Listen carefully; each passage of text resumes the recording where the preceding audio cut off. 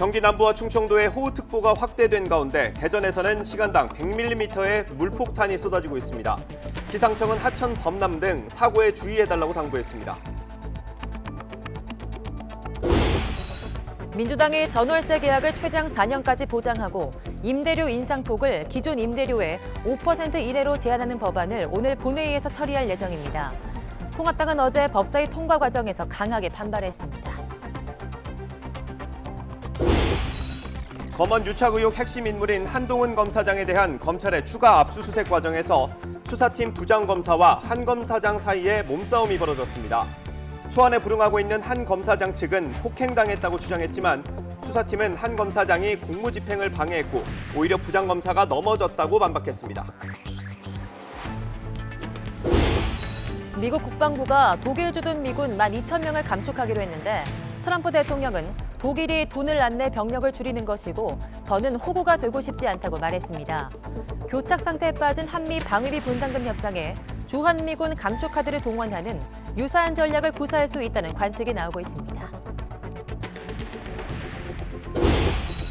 코로나19가 이슬람권 최대 행사인 성지순례 하지에도 영향을 미쳤습니다. 해마다 전 세계에서 250만 명이 사우디아라비아 메카에 모였지만 올해는 1,000명에게만 성지순례가 허용됐습니다.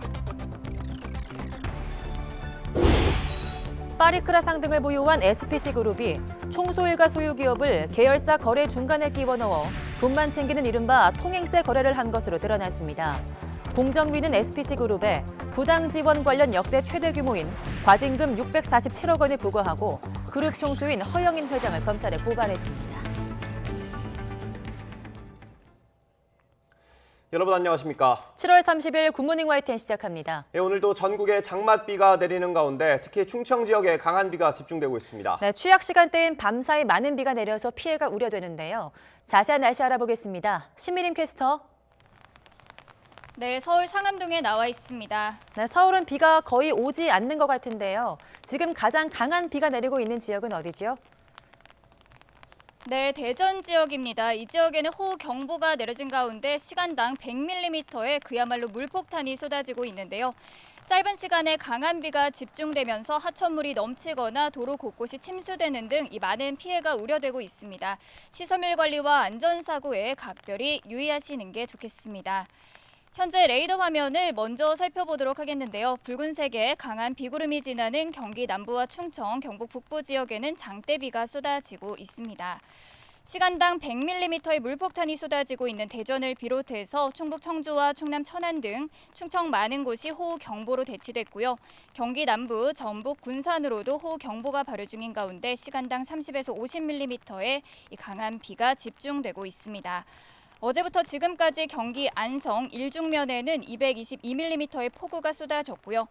대전과 경기 이천으로도 200mm에 가까운 많은 비가 내렸습니다. 네, 그럼 앞으로 상황은 어떻겠습니까? 네, 호우특보가 내려진 지역을 중심으로는 오늘 낮까지는 각별한 주의가 필요해 보이는데요. 예상되는 비의 양을 먼저 살펴보도록 하겠습니다. 이 충청 남부와 그리고 이 전북 북부 지역으로는 200mm가 넘는 많은 비가 내리겠고요. 그 밖에 충청 이남지방 곳곳으로 최고 150mm의 많은 비가 더 내리겠습니다. 경기 남부에도 최고 80mm, 서울 등 그 밖의 지방에도 5에서 40mm의 비가 예상되고 있는데요. 이 비는 오늘 늦은 오후에는 대부분 그치겠고 충청과 남부지방은 내일 아침까지도 강한 비가 이어지는 곳이 있겠습니다. 장마가 끝나고 폭염특보가 내려진 제주도는 밤에는 열대야가, 낮에는 무더위가 기승을 부리겠습니다.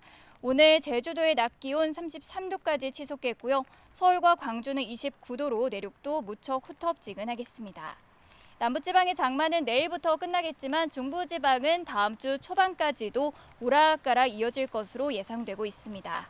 지금까지 서울 상암동에서 YTN 신미림입니다. 네, 호우특보가 내려진 대전에는 많은 비가 내리고 있는 가운데 천둥과 번개까지 잇따랐습니다. 네, 시청자분들이 제보해 주신 화면 함께 보겠습니다.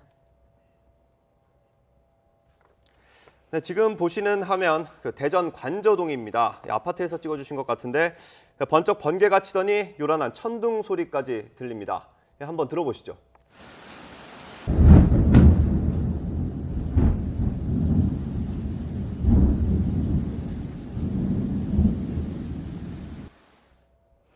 네, 지금 보시는 곳도 대전에 있는 시청자께서 보내주신 화면입니다.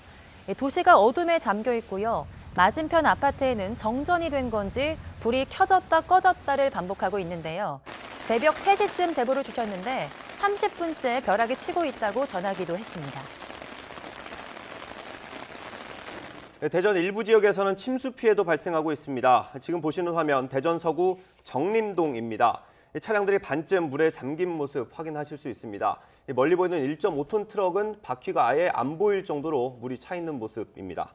충청권에 호우특보가 내려진 가운데 많은 비가 오고 있는데 큰 피해는 없었으면 좋겠습니다. 어제는 호남과 충청 지역을 중심으로 100mm 안팎의 집중호우가 쏟아졌습니다. 빗물이 역류하고 농경지가 물에 잠기는 등 침수 피해가 잇따랐습니다. 이상곤 기자입니다. 도로 한복판에서 물기둥이 솟구칩니다. 물이 차오르는 도로에서는 차들이 아슬아슬하게 지나갑니다. 뚜껑이 이렇게 솟아오르면서 역류를 심하게 하더라고요. 인도 일부로 그 역류한 물이 넘어왔었고요. 차들이 그 물을 피해서 이렇게 중앙선을 침범해서 지나가고. 흙탕물로 변한 광주천에서는 물살이 거세게 일었습니다. 천변에 설치된 운동기구가 불어난 하천에 잠겼습니다. 너무 많이 온 것 같아요. 갑자기 이렇게 쏟아졌잖아요. 그래서 아까는 무서워서 내다보도 못했는데. 대전에서는 행정복지센터 지하실이 침수됐습니다. 배수 펌프가 고장나면서 순식간에 물이 차올랐고 지하실에서 보관 중이던 의자와 장구 등이 물에 젖었습니다. 장맛비가 들이친 지하 가게에서는 주인이 바닥에 찬 물을 연신 퍼나릅니다. 출근하니까 발목까지 찬 거예요. 감당이 안 되니까 119에다가 얘기를 했거든. 도와달라고. 두말 안 하면 괜찮겠는데 비가 너무 갑자기. 대전천 하상도로도 하천 수위가 높아져 한때 통제됐습니다. 하지만 차량 통행을 막는 시설물이 파손되면서 일부 차들이 통제를 따르지 않았습니다. 차들이 봐가지고 물 없다 싶으면 그냥 막 밀고 들어가요. 저희가 해제를 안 했는데. 비가 100mm 넘게 내린 충북 제천에서는 굴다리를 지나던 차가 물에 잠겼습니다. 운전자가 차를 두고 탈출해 다행히 인명피해는 없었습니다. 전북 부안에서는 농경지가 물에 잠겼고 완주에서는 토사가 흘러내려 긴급 복구 작업이 진행됐습니다. YTN 이상곤입니다. 중국에서는 2달이나 폭우가 이어지면서 우리나라 인구보다 많은 5,400만 명의 이재민이 발생했습니다. 또 타이완 전체 면적보다 훨씬 넓은 농경지가 침수되기도 했습니다. 베이징에서 강성웅 특파원이 보도합니다. 양쯔강 하류에 위치한 안후이성 곳곳이 물에 잠겨 있습니다.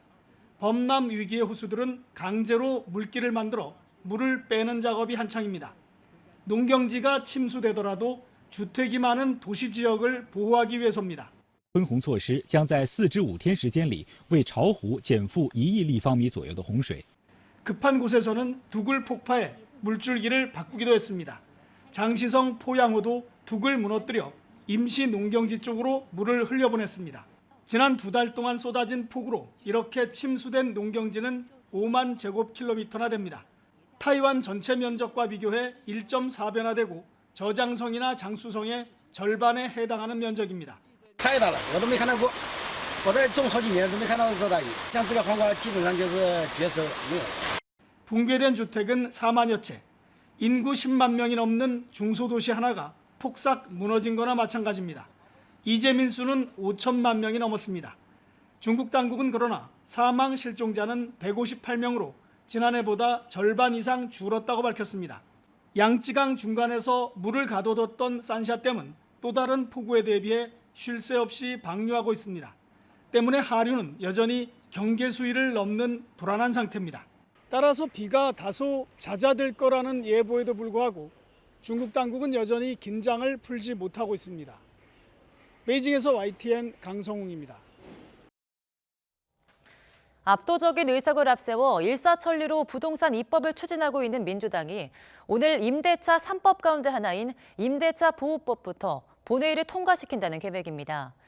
통합당은 청와대 하명 법안이라 이렇게 졸속으로 몰아붙이는 거냐며 반발했습니다. 보도에 송재인 기자입니다. 21대 국회가 시작된 이후 법제사법위원회 회의장에 여야 의원들이 마주 앉은 지 2번째. 위원장이 법안 심사를 예고하자마자 통합당 의원들이 강력히 반발합니다.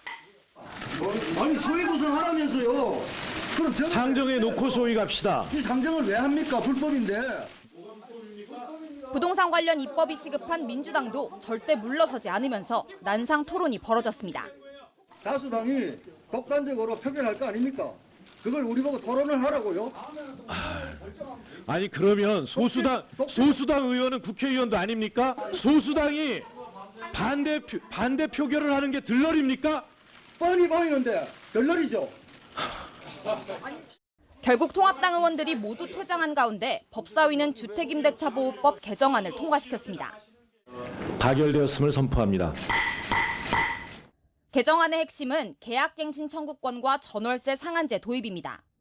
기존 2년 계약이 끝나도 세입자가 원하면 2년 더 계약을 늘릴 수 있고 집주인은 기존 임대료의 5%를 넘겨 임대료를 추가로 올릴 수 없습니다. 세입자가 이전보다 더 오래, 덜 비싼 가격으로 임대주택에 머물 수 있게 한 겁니다.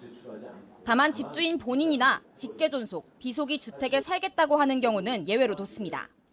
이로써 세입자 보호를 위해 민주당이 추진하는 임대차 3법이 모두 상임위 문턱을 넘었습니다.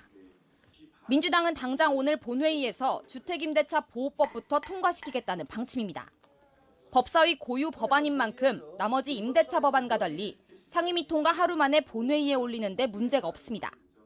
못 가진 분들에게 다시 임대료 폭탄이 떨어지는 이런 일을 우리 위원회가 만들 수 없습니다. 8월 4일 본회의보다 7월 30일 본회의가 더 앞서 있습니다. 5일이라도 더 빨리 이 법을 통과시켜서 시장을... 통합당은 청와대 하명 법안이라 민주당이 이렇게 밀어붙이는 거냐며 강하게 반발했습니다. 민주당이 이번에 밀어붙인 법안도 이제까지 실패한 문재인 정부의 부동산 정책과 같은 결말을 맞을 거라고 주장했습니다. 민주당이 청와대의 하명을 받아서 만드는 이 법들은 22번의 이 정권 부동산 정책이 실패로 끝났듯 이번 이 법안들도 저는 그렇게 되리라고 보고 있습니다. 민주당은 세법 개정안 등 나머지 부동산 후속 법안들을 오는 4일 본회의에서 모두 처리한다는 계획입니다. 민주당이 이처럼 다급한 건 그만큼 부동산 정책에 대한 불신과 부정적인 여론이 심각하기 때문인데 이후 나올 공급 대책까지 더해 부동산 시장에 어떤 영향을 미칠지 주목됩니다. YTN 송재인입니다. 네, 국회 법사위뿐 아니라 부동산 정책을 다루는 국회 국토위에서도 김현미 장관이 출석한 가운데 여야 의원들의 거친 설전이 오고 갔습니다. 여당에서는 다주택자는 도둑들이라는 말까지 나왔는데요. 먼저 발언 내용부터 들어보시죠. 집을 사고 팔면서 거기에서 차익을 넘기려고 하는 사람들은 저는 이건 범죄자로 다스려야 된다고 봅니다. 국민들이 주택을 갖고 싶은데 그 국민의 집을 갖고 싶은 그 국민들의 행복권을 뺏어간 도둑들입니다. 도둑들. 거기에 대한 법도 좀 준비하세요. 더불어민주당 소병훈 의원, 어제 국회 국토교통위원회에서 이같이 밝혔는데요. 법인이 갖고 있거나 1가구 2주택을 가진 사람들의 소유분으로 신도시 5개를 만들 수 있다고도 강조했습니다. 야당인 미래통합당 의원들은 정부 정책을 비판하는 데 시간을 할애했습니다. 이생진망, 집값 걱정, 김현미 장관은 사퇴하라는 문구를 컴퓨터 덮개에 붙인 채 회의 참석했는데요. 임대차 3법을 민주당이 단독 처리한 것을 강하게 비판했습니다. 국회의원들이 국회에 거수기 역할을 하러 온 거 아니지 않습니까? 한 번도 경험하지 못한 국회예요. 국민들 민생과 관련된 중요한 법안을 법안 심사를 하지 않고 전체회의에서 그냥 만장일치식으로 통과시키는 이런 게 어디 있습니까? 네, 여당 의원들은 자신들이 왜 거수기냐며 항의했고 설전이 이어졌는데요. 부동산 관련 법안 처리를 두고 한동안 여야의 충돌은 불가피해 보입니다. 임대차 3법의 국회 통과가 다가오자 세입자들은 기대감을 보이고 있습니다. 반면 전월세 시장이 위축돼 집 구하기가 어려워질 수 있다는 우려도 적지 않습니다. 보도에 부장원 기자입니다. 임대차 보호법이 문제없이 통과된다면 이르면 다음 달부터 시행될 수 있습니다. 지긋지긋한 전세 대란에서 벗어날 수 있을까? 세입자들의 기대감도 커졌습니다. 2년마다 터무니없이 많이 올리시는 분들이 많은데 어느 정도 일정 금액이 이상 올리지 못하는 경우가 생긴다 그러면 2년 동안 또 마음 졸여서 다른 데로 안 가도 되고 다시 계약을 할 수 있는. 반면 결혼을 앞둔 신혼부부처럼 당장 전셋집을 구하던 사람들은 울상입니다. 법 시행을 앞두고 집주인들이 매물을 거두거나 전셋값을 높이고 있기 때문입니다. 세입자분들이나 아니면 차후에 이제 집을 새로 구하시는 분들이나 그 상황에 따라 좀 다르실 것 같은데요. 차후에 또 이렇게 새롭게 집을 구한다고 했을 때는 구할 수 있는 금액대가 많이 올라가게 되면 저희가 사실 올라가는 소득은 한정적인데 그런 부분에 대해서는 좀 어려움이 있을 것 같아서.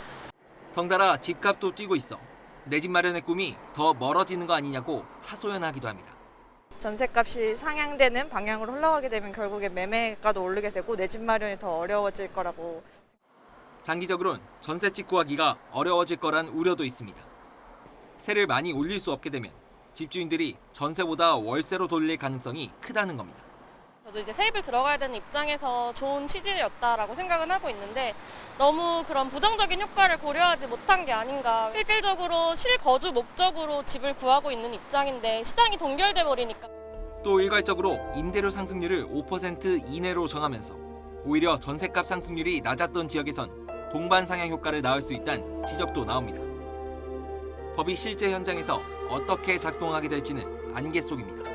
YTN 부장원입니다. 임대차 3법이 국회 상임위원회를 통과한 가운데 공인중개사 10명 가운데 8명 이상이 하반기 전셋값이 상승할 것이라고 내다봤습니다. 부동산 정보 플랫폼 따방이 13일부터 24일까지 공인중개사 614명을 상대로 설문조사한 결과 응답자의 84%가 하반기에도 전셋값 상승세가 이어질 것이라고 답했습니다. 전셋값 상승 전망 이유로는 매매가 상승 영향에 따른 전세가 동반 상승이라고 답한 중개사가 27%로 가장 많았습니다.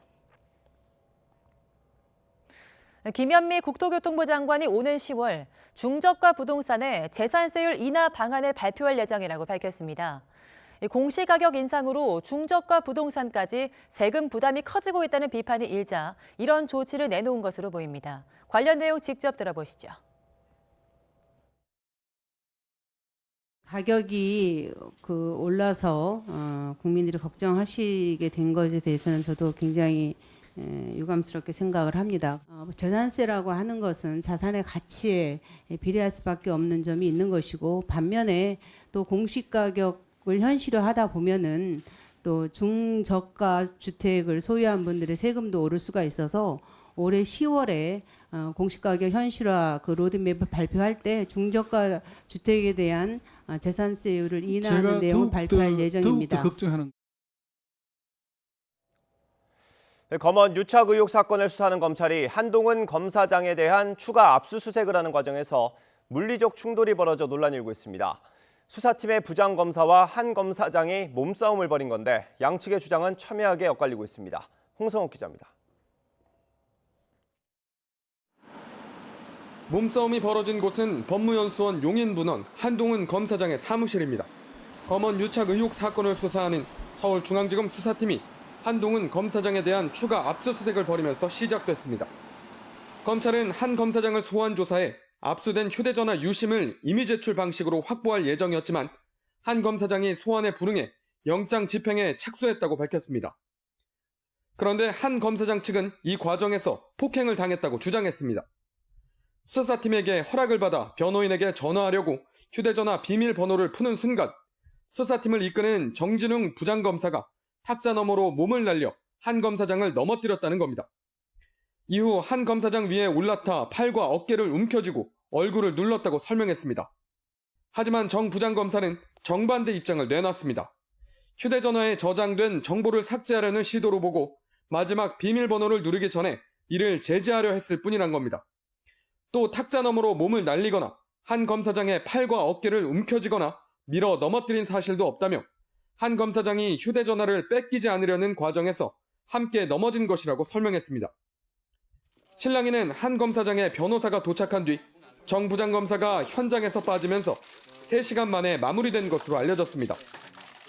한 검사장 측은 수사기관의 부당한 폭행을 의미하는 독직 폭행이라며 정 부장검사를 고소하고 감찰도 요청했고 정 부장검사는 수사를 방해하려는 의도라 보고 무고와 허위사실 적시에 따른 명예훼손으로 맞고소하겠다고 응수했습니다.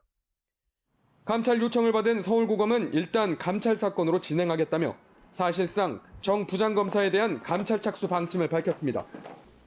양측의 입장이 첨예하게 엇갈리고 있지만 압수수색 과정에서 볼성 사나운 몸싸움을 벌인 건 부인할 수 없는 사실입니다. 장관의 지휘권 파동으로 이어졌던 검언 유착 의혹 사건에 대한 수사가 사건의 당사자인 검사장과 수사팀 부장검사의 몸싸움 폭행 논란으로까지 번지면서 파장은 더욱 커질 전망입니다. YTN 홍서욱입니다. 검찰 간부 사이에 빚어진 초유의 몸싸움. 이번 물리적 충돌의 발단은 이른바 검언 유착 의혹이었습니다. 윤석열 검찰총장과 이성윤 서울중앙지검장의 대리전이라는 말도 나오고 있습니다. 배경을 문지연 앵커가 정리했습니다.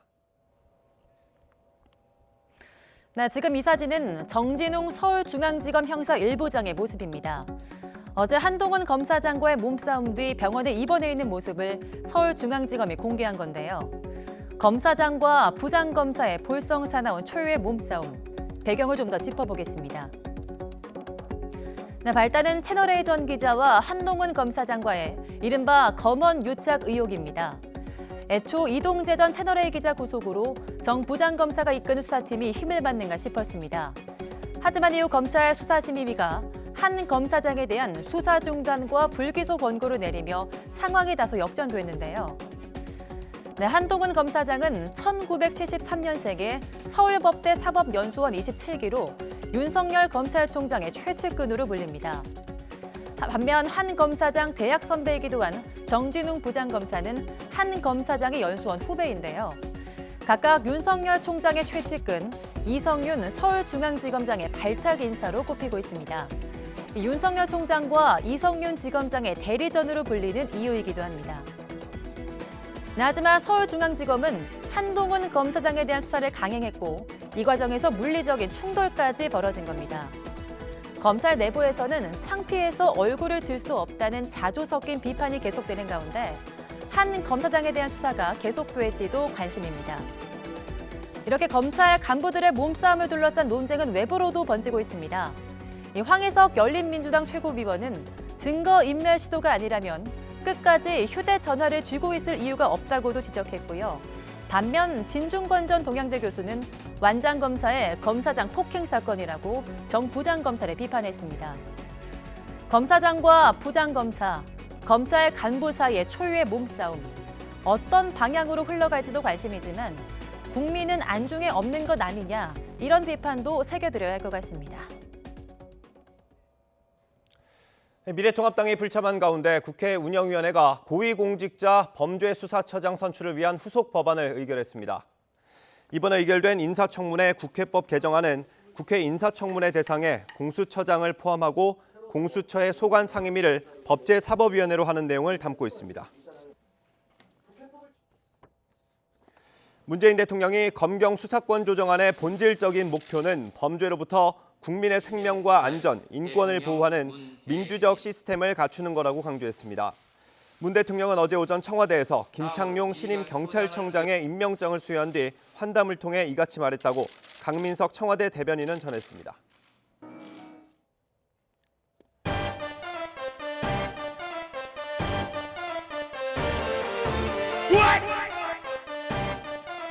(41%의) 지지밖에 받지 못한 대통령의 국정과제가 어떻게 국민의 합의라고 할 수 있겠느냐. 그 말 자체부터가 대단히 부적절하고 엄청난 발언인데. 문 대통령께서 41% 정도의 지지를 받으신 걸로 알고 있는데 다음 국민의 대다수라고 말씀할 수 있겠느냐. 이게 전체적인 관련된 내용의 전부입니다. 대통령의 국정 운영 방향에 대해서 불편하시고 또 맞지 않으시면 사퇴하세요. 제가 대통령께서 국정 운영하시는 데에서 불편함을 느끼고 있는 것은 없습니다. 어떤 사람을 추천했는지는 모르겠지만 현 정부의 친정부 인사이기 때문에 내가 못한다라고 하는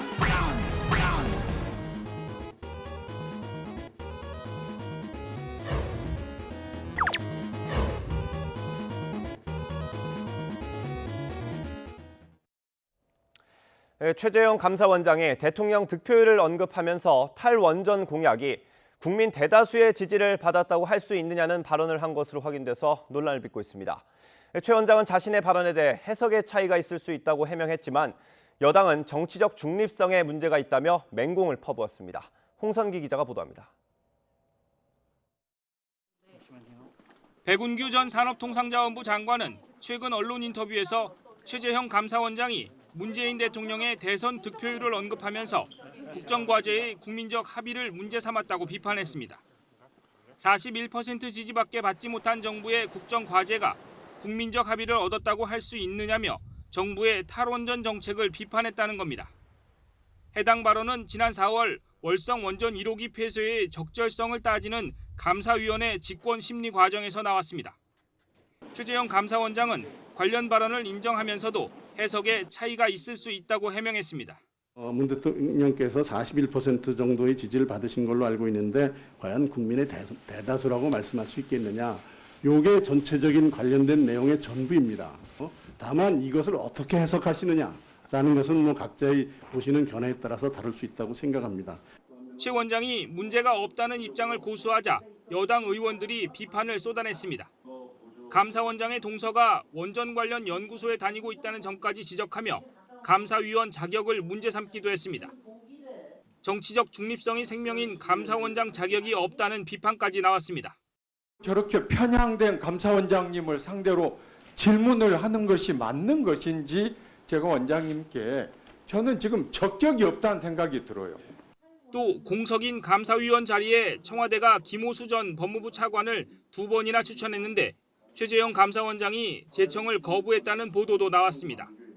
청와대는 이에 대해 인사 관련 사항은 확인해 줄 수 없다며 즉답을 피하면서도 감사위원 임명권은 대통령에게 있다고 말해 최 원장에 대한 경고의 메시지 아니냐는 해석을 낳았습니다. 청와대와 여당이 검찰에 이어서 또 다른 사정기관인 감사원과도 대립각을 세우면서 앞으로 전개될 상황에 관심이 쏠리고 있습니다. YTN 홍성기입니다. 박지원 국가정보원장 인사청문회 때 야당 원내대표가 꺼내들면서 논란이 된 이른바 30억 달러 남북 경협 이면 합의서에 대해서 청와대가 존재하지 않는 문서라는 결론을 내렸습니다. 김도원 기자입니다. 국민이 모르는 25억 불까지 주는 걸로 합의했다면 이건 엄청난 일이죠. 엄청난 일이죠. 후보 정도가 아니고 모든 것을 제 인생과 모든 것을 책임지겠습니다. 알겠습니다. 인사청문회장에서 공개돼 큰 논란을 불러온 이른바 남북 경협 이면 합의서. 청와대가 이틀 만에 확인 결과를 밝혔습니다. 윤도한 청와대 국민소통수석은 청와대, 국가정보원, 통일부 등 관계기관을 대상으로 파악한 결과 이른바 이면 합의서는 정부 내에 존재하지 않는다고 말했습니다. 청와대 핵심 관계자도 만약 문건이 있었다면 이명박 박근혜 정권 때 가만히 있었겠냐고 되물었습니다. 청와대가 찾지 못한 게 아니라면 허위 문서라는 결론이 됩니다. 국정조사까지 요구했던 미래통합당은 한 발 빼는 분위기입니다. 의혹을 제기했던 주호영 원내대표는 이면 합의가 없었다면 천만다행이라면서도 사안의 성격상 쉽게 밝혀질 문제는 아니라고 주장했습니다. 저로서는 믿을 만한 데를 통해서 문건을 입수했기 때문에 더 추가적으로 사실관계 확인이나 증거 확보에 필요한 노력을 계속하도록 하겠습니다. 박지원 국가정보원장은 주 대표가 제시한 문건은 위조된 거라며 법적 조치를 검토하겠다는 입장입니다. 청와대는 진실을 밝히는데 야당도 동의할 것으로 본다고 덧붙였습니다. YTN 김도원입니다. 3년 전 뉴질랜드 대사관에서 일어난 우리 외교관의 성추행 의혹이 두 나라 정상통화에서까지 언급됐습니다.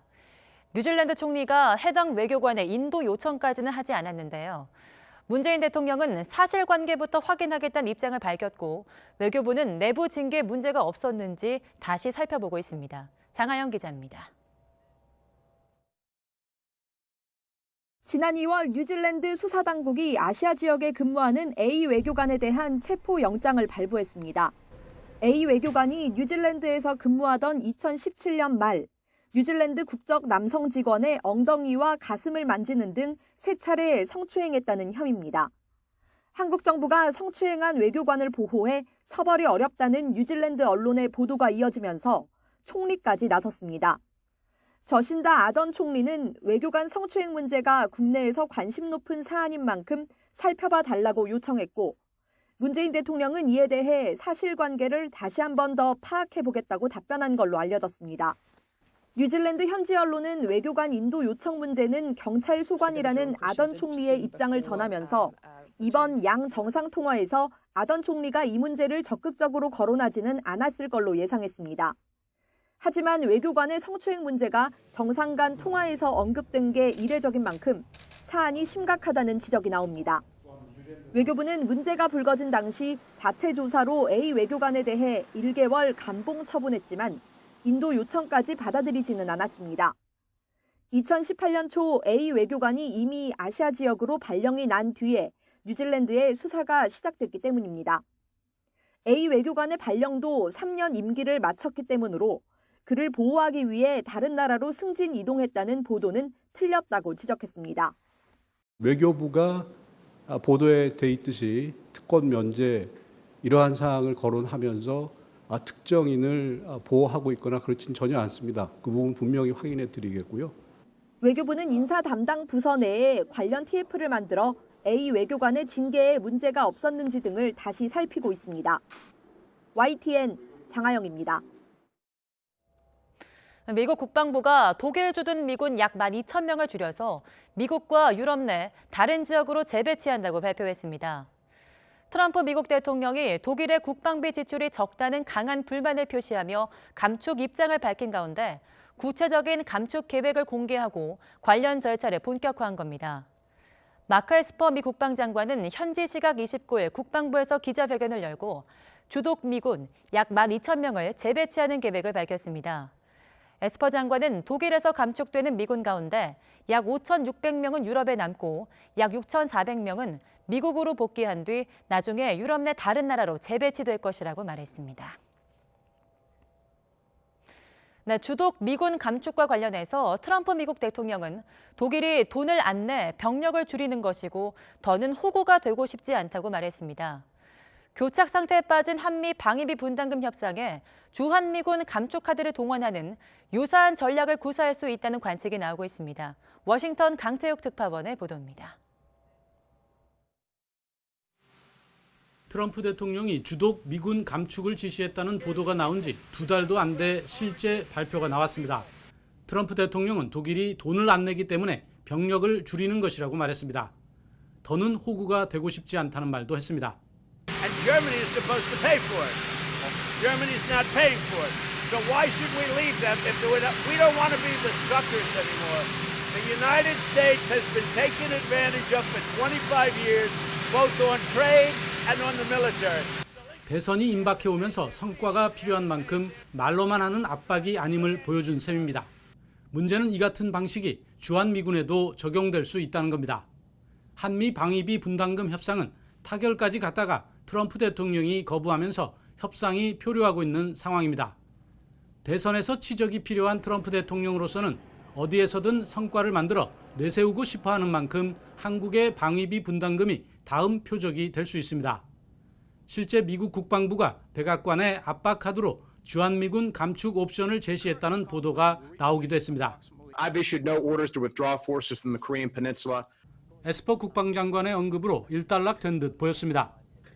하지만 주독미군 감축 발표에서 보듯 트럼프 대통령의 인식과 의지가 변하지 않고 있는 만큼 일단락으로 그치지 않고 언제든 다시 불거질 수 있어 우려되고 있습니다. 워싱턴에서 YTN 강태욱입니다.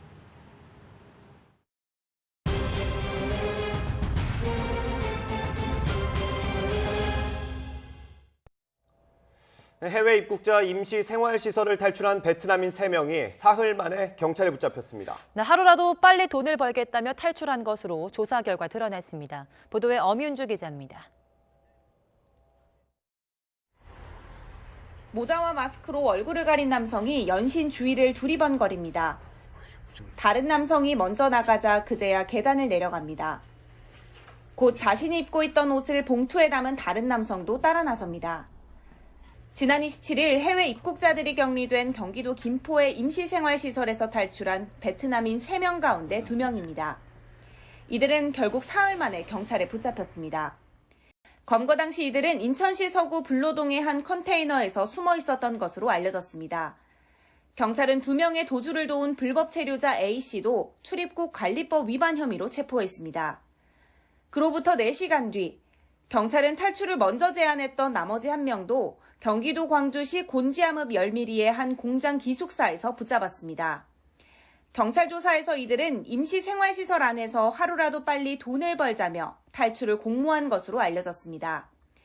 그동안 경찰은 탈출한 3명의 행방을 파악하는 데 난항을 겪기도 했습니다. 무단 이탈한 3명의 베트남 휴대전화가 국내 와이파이를 접속해야만 위치 추적이 가능하기 때문입니다. 또 외국인이다 보니 연고지나 지인도 없어서 추적은 더 힘들었다고 경찰은 설명했습니다. 경찰은 이들에 대한 조사를 마친 뒤 강제 출국시킬 예정입니다. YTN 엄윤주입니다.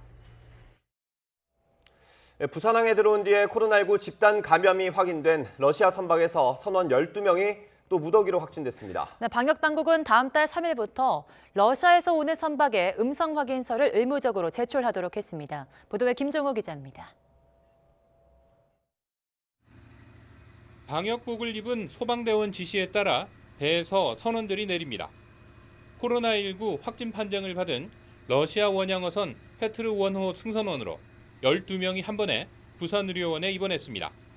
지난 23일 32명이 확진 판정을 받고 입원한 데 이어 유증상자가 있다는 신고에 진행한 2차 검사에서 추가 감염 사실이 확인된 겁니다. 음성 판정이 나온 나머지 50명은 그대로 선내에 격리됐는데 검사는 여기서 끝이 아닙니다. 그건 지금 이게 너무 많아가지고 다음 주 정도 해가지고요. 한번 더 해도 될 것 같습니다. 워낙 많은 사람이 일단 1차적으로 감염이 돼서 34명이 감염이 돼가지고 그 영향이 좀 큰 것 같아요. 지난달 22일 아이스 스트림호를 시작으로 코로나19 환자가 나온 부산 입항 러시아 선박은 지금까지 8척, 환자는 90명에 이릅니다. 이렇다 보니 부산에서 치료 중인 코로나19 환자 대부분이 러시아인인 상황이라 의료진이 겪는 고충도 상당합니다. 언어 문제나 문화의 차이로 진료를 하고 있는 의료진들의 어려움들이 많습니다. 특히 간호 업무를 담당하고 있는 간호사분들이 많은 부분들에서 어려움이 있다고 합니다. 여기에 수리업체 직원 1명이 추가 확진 판정을 받아 승선원과 접촉하거나 이른바 N차 감염된 우리 국민이 11명까지 늘었습니다. 이러자 정부는 러시아 선박에 대해 다음 달 3일부터는 PCR 음성 확인서를 내야 입항 허가를 내겠다는 추가 대책을 발표했습니다. YTN 김종호입니다. 이라크에서 일하고 있는 우리 노동자 70여 명이 내일 추가 귀국합니다. 중앙재난안전대책본부는 오는 31일 오전 9시 반쯤 이라크의 민간 임시 항공편을 보내 우리 노동자 70여 명을 추가로 데려온다고 밝혔습니다. 이번에도 1차 때와 마찬가지로 검역 단계에서 증상 여부를 확인해 증상이 있으면 인천공항에서 진단검사를 받게 됩니다. 마스크를 쓰지 않고 지하철에 탄 뒤 난동을 부리고 말리는 영무원과 경찰관에게 욕설한 남성이 붙잡혔습니다.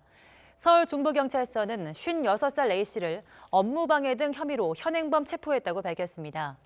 A씨는 어제나 탄 시쯤 서울 지하철 신당역에서 술에 취한 채 지하철에 타 난동을 부리고 마스크를 쓰라고 권하는 영무원에게 욕설하는 등 업무를 방해한 혐의를 받습니다. 일본에서는 코로나19 새 환자 수가 처음으로 하루 1,000명을 넘었습니다. 전문가들은 검사 수를 획기적으로 늘려서 확산세를 따라잡아야 한다고 지적하는데 일본 정부는 엉뚱한 데 돈을 쓰고 있습니다. 도쿄에서 이경아 특파원이 보도합니다. 今日の勢いでいったら来月は目を追うようなことになります。 일본 국회에서 강력한 대책을 촉구한 노 교수의 경고가 점점 현실로 다가오고 있습니다. 일본 전국에서 코로나19 사태가 시작된 뒤 처음으로 하루 확진자가 1,000명을 넘어섰습니다. 도쿄에서는 1,000여 명을 검사했는데 250명이나 확진 판정을 받았습니다. 오사카에서도 하루 확진자가 처음으로 200명을 넘어서는 등 전국에서 환자가 급증하는 상황입니다. 지속적으로 감염이 발생하는 이른바 감염 진원지가 도쿄뿐 아니라 전국 주요 지역에 이미 생겨났기 때문입니다. 悪循環に入っちゃいますんで、それを止めるのには一定の検査能力を思い切って広げないと無理だと思います。 인구 100만 명당 검사 건수에서 일본은 우간다보다도 뒤지는 수준이라고 코다마 교수는 지적했습니다. 지금 필요한 것은 검사를 획기적으로 늘릴 방법인데 일본 정부는 엉뚱하게도 또 마스크를 나눠주겠다고 나섰습니다. 8천만 장을 추가로 나눠주는 데 드는 예산은 2,800억 원이 넘습니다. 私どもの施設においてはですね、足りないということはないんですね。で、以前いただいたマスクも布製の小さめなマスクのものですから、職員もですね、あんまり評判が良くなかったことは事実。 감염 확산 속에 전국 여행을 지원하는 캠페인을 강행하더니 이제는 여행 가서 일하라고 권하고 있습니다. 지역 관광업계를 살리자며 일과 휴가를 합친 이른바 워케이션을 적극 추진하겠다는 겁니다. まずはこれインバウンドが極めて難しい状況でありますので、まずは国内観光を楽しんでいただく環境を作っていくことが重要だと思います。 내놓는 대책마다 국민 정서와 동떨어져 있는 아베 내각이 최저 수준의 지지율을 회복할 길이 지금으로서는 요원해 보입니다. 도쿄에서 YTN 이경아입니다. 코로나19가 이슬람권의 최대 행사인 성지순례 하지에도 영향을 미쳤습니다. 해마다 전 세계에서 250만 명이 사우디아라비아 메카에 모였지만 올해는 1,000명에게만 성지순례가 허용됐습니다. 이동원 기자가 보도합니다. 지난해 하지 성지순례 기간 사우디아라비아 메카 대사원의 모습입니다. 전 세계에서 모인 이슬람 순례자들이 발 디딜 틈 없이 대사원을 가득 메우고 있습니다. 하지만 코로나19가 전 세계를 휩쓴 올해는 전혀 다른 모습입니다. 사우디에 거주하는 외국인 무슬림과 내국인 신청자 가운데 추첨으로 선발된 1,000명만이 순례에 참여했습니다. 모두 마스크를 쓰고 충분한 간격을 유지한 채 수시로 체온을 재야합니다. 순례객들은 일주일 자가격리 후 메카에 도착했고 도착해서도 지정된 호텔에서 8일간 격리 생활을 했습니다.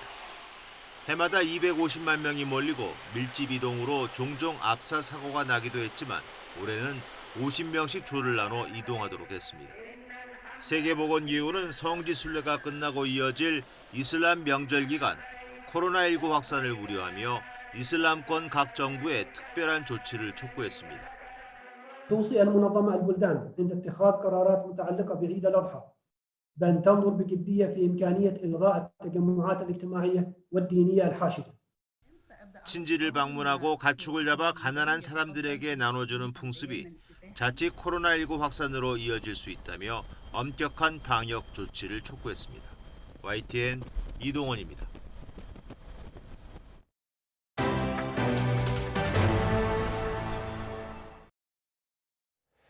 파리크라상 등을 보유한 SPC 그룹에 대해 공정위가 과징금 647억 원을 부과하고 그룹 총수를 검찰에 고발했습니다. 총수 일가가 소유한 기업을 계열사 거래 중간에 끼워 넣어 돈만 챙기는 이른바 통행세 거래가 드러났기 때문입니다. 오인석 기자입니다. SPC 그룹 계열사인 삼립의 주가는 2011년대 초반 만 원대에서 2015년 8월쯤에는 41만 원으로 폭등했습니다. 공정거래위원회는 삼립의 급성장에는 그룹 총수인 허영인 회장이 직접 관여해 삼립을 위한 그룹 계열사들의 부당 지원 행위가 이뤄진 것으로 결론 내렸습니다. SPC 계열사인 파리크라상과 SPL, BR 코리아는 5년 가까이 삼립의 통행세 거래를 통해 381억 원을 부당 지원했습니다. 8개 그룹 계열사가 생산한 제빵 원재료와 완제품을 삼립이 구매하고 이를 제빵 계열사인 파리크라상 등에 높은 마진을 붙여 판매했습니다. 이 과정에서 삼립은 아무 역할도 없이 매출과 영업이익을 올린 것입니다. 또 계열사인 샤니는 판매망을 저가의 삼립에 양도하고 파리크라상과 샤니는 보유하고 있던 밀다원 주식을 삼립의 저가에 넘겨 20억 원을 지원했습니다. 7년간 계속된 지원 행위로 삼립에 414억 원의 과다한 이익이 제공됐습니다. 공정거래위원회는 기업 집단 SPC 계열회사들이 주식회사 SPC 설립을 장기간 부당 지원한 행위에 대해 시정명령 및 과징금 647억 원을 부과하고 총수, 경영지 및 법인을 고발하기로 결정했습니다. 647억 원의 과징금은 부당 지원과 관련해 역대 최대 규모입니다. 공정위는 SPC가 삼립의 주가를 높인 뒤 총수 2세가 보유한 삼립 주식을 파리크라상 주식으로 바꾸려는 목적으로 부당 지원 행위를 한 것으로 보고 있습니다. 지주회사격인 파리크라상의 2세 지분을 늘리면 총수 일가 지배력 유지와 경영권 승계에 유리하기 때문입니다. 이에 대해 SPC는 삼립은 총수 일가 지분이 적고 상장 회사이므로 승계 수단이 될 수 없다며 총수가 의사결정에 전혀 관여한 바가 없다는 것을 충분히 소명했는데도 과도한 처분이 이루어져 안타깝다고 밝혔습니다. YTN 오인석입니다. 10살짜리 아들이 말을 듣지 않는다며 길거리에서 때리고 흉기로 위협한 친모가 경찰에 붙잡혔습니다. 주변에서 말리지 않았다면 자칫 큰일이 날 뻔한 상황이었습니다. 손효정 기자의 보도입니다. 서울 강동구 주택가. 한 여성이 남자아이 머리채를 잡은 채 집에서 끌고 나와 길거리에 내팽개칩니다. 이웃 주민이 말리는 사이 아이가 달아나지만 이내 머리를 다시 붙잡힙니다. 아이를 끌고 다니던 여성은 잠시 뒤 흉기를 들고 나타납니다. 아이를 향해 달려드는 아찔한 순간 옆에 있던 주민이 여성을 잡아 쓰러뜨립니다. 뭐하고 있는데 칼을 가지고 나온 거야. 그 애기 엄마가 그냥한테 죽었어. 10살짜리 초등학생을 죽음의 공포로 몰아넣은 장본인은 다름 아닌 친모였습니다. 흉기를 들고 아이를 위협하던 아이 어머니는 이곳에서 시민에게 제압을 당한 뒤 경찰에 연행됐습니다. 아이는 아동보호 전문기관으로 옮겨졌습니다. 이웃 주민들은 평소 엄마가 아이를 학대하는 모습을 목격한 게 한두 번이 아니라고 증언했습니다. 엄마 잘못했다고 문 열어주고 문을 안 열어주고 이러는데 애가 가끔 소리 질렀었고 막 그러니까 내가 막 심장이 떨리었구나. 친모 A씨는 경찰 조사에서 아이가 말을 듣지 않아 훈육하다가 벌어진 일이라고 진술한 것으로 전해졌습니다. 그런 건 저는 뭐 얘기하고 싶지도 않고요. 취재할 마음이 없어요. 경찰은 자녀 훈육 과정에서 일어난 일이라 구속영장을 신청할 사안은 아닌 것으로 보인다고 밝혔습니다. YTN 손효정입니다. 네, 음주운전 차량이 지구대 앞에서 순찰차를 들이받아서 경찰관 2명이 다쳤습니다. 충남 아산에서는 돼지 농장에서 불이 나 돼지 1,500마리가 불에 탔습니다. 밤사이 사건 사고 박사경 기자가 보도합니다. 순찰차 앞부분이 종이장처럼 찌그러졌습니다. 어젯밤 10시 반쯤 경기 부천시 내동지구대 앞을 달리던 음주운전 차량이 중앙선을 넘어 마주오던 순찰차를 들이받았습니다. 충격으로 밀려난 순찰차는 바로 뒤에 있던 승용차와 SUV, 시내버스 등 차량 3대와 잇따라 부딪혔습니다. 사고가 난 지구대 앞입니다. 도로 위에는 이렇게 여기저기 차량 파편들이 흩어져 있습니다. 이 사고로 순찰차 안에 있던 내동지구대 소속 47살 정모경위와 28살 유모 순경이 다쳐 병원으로 옮겨졌습니다. 음주는 맞습니다. 당연히 가해 차량 상태 어떻게 나는지 그걸 다 조사해야죠. 경찰은 음주운전자 진술과 블랙박스 등을 토대로 정확한 사고 경위를 조사하고 있습니다. 붉은 화염이 검은 하늘 위로 치솟습니다. 어젯밤 10시 20분쯤 충남 아산시 경찰 인재개발원 인근에 있는 돼지 사육 농장에서 불이 났습니다.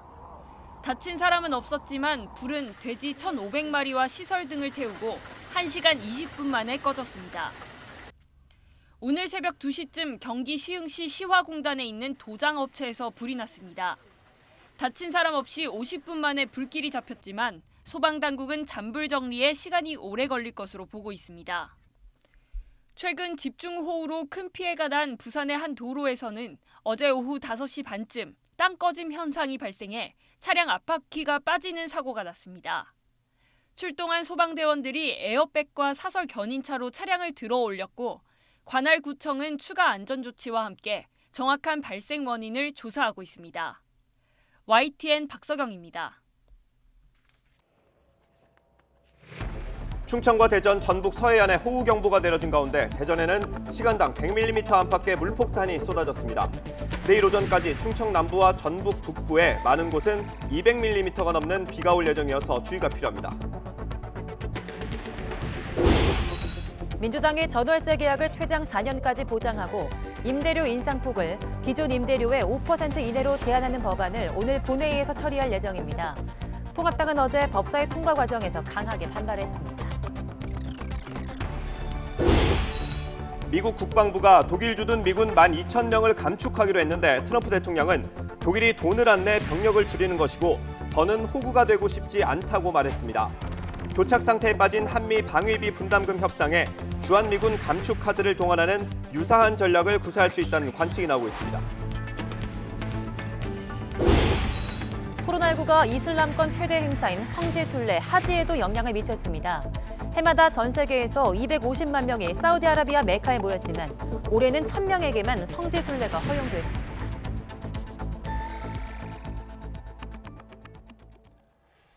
충청도와 경기 남부 지역에 많은 비가 내리면서 비 피해도 늘고 있습니다. 네, 금강 홍수통제소는 대전시 원천교 지점에 홍수 경보를 발령했습니다.